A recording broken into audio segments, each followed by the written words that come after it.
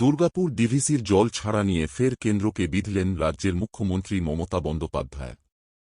আজ বিকেলে দুর্গাপুর ব্যারেজ পরিদর্শনে এসে কেন্দ্রকে একহাত নিলেন মুখ্যমন্ত্রী মমতা বন্দ্যোপাধ্যায়। এরপর বাঁকুড়ার বড়জোড়ার সীতারামপুর এলাকা পরিদর্শন করে রাজ্য যুব আবাসনে দুর্গতদের কাছে আসেন তিনি, তুলে দেন ত্রাণ।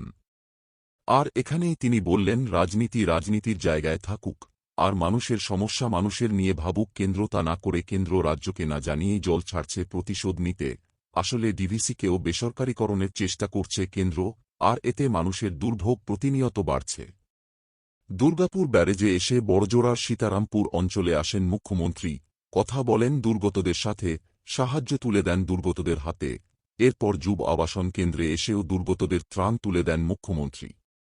রাজ্যের মন্ত্রী মলয় ঘটক, প্রদীপ মজুমদার, বাঁকুড়ার সাংসদ অরূপ চক্রবর্তী, বড়জোড়া বিধায়ক অলোক মুখার্জি সহ পশ্চিম বর্ধমান ও বাঁকুড়ার জেলা প্রশাসনের পদস্থ কর্তারা।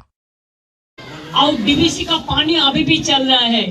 मेरे को अंदाज में नहीं आता कि प्राइम मिनिस्टर जो जल शक्ति मिनिस्टर को लेकर दिया था, उन्होंने एक रिप्लाई दिया, लेकिन उन्होंने ये तो नहीं लिखा कि जल उधर से छोड़ता है पॉलिसी करके। उसको प्लानिंग जो कमेटी है उसमें हमारा मेंबर नहीं है, लेकिन हमारा शेयर है। इसका प्रोटेस्ट में हमारा जो पावर सेक्रेटरी था रिजाइन कर दिया डीवीसी से, हमारा जो चीफ इंजीनियर था रिजाइन कर दिया। हमने फिर कहने चाहूंगी कि देखिए, ऐसा मत कीजिए। देश में जनता को जिंदगी जा सकता है।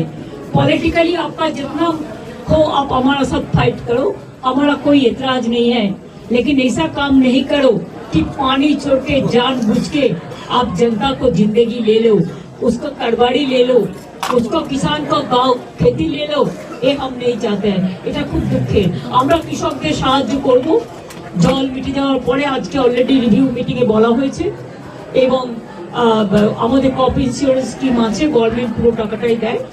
আমরা রাস্তাগুলো সার্ভে করতে বলেছি, গ্রামীণ রাস্তা। এছাড়াও জল, পানীয় জল সরবরাহ থেকে শুরু করে জিআর যেটা বন্যা হলে রিলিফ চলে, সবই চলবে।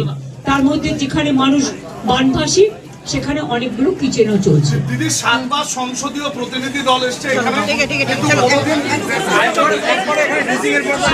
প্রতিনিধি দল এসছে তৃণমূলের বিরুদ্ধে গ্রামীণ আবাস যোজনায় খুব বের করতে, 100 দিনের কাজে খুব বের করতে, রাস্তার কাজে ইঁদুর বের করতে।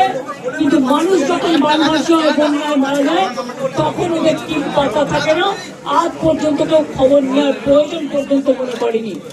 মনে করেছে বাংলাকে বঞ্চনা করো, আর নির্বাচনের এই সময় এসে শুধু ভোট চাও। এই রাজনীতি মানুষ বুঝতে পারে।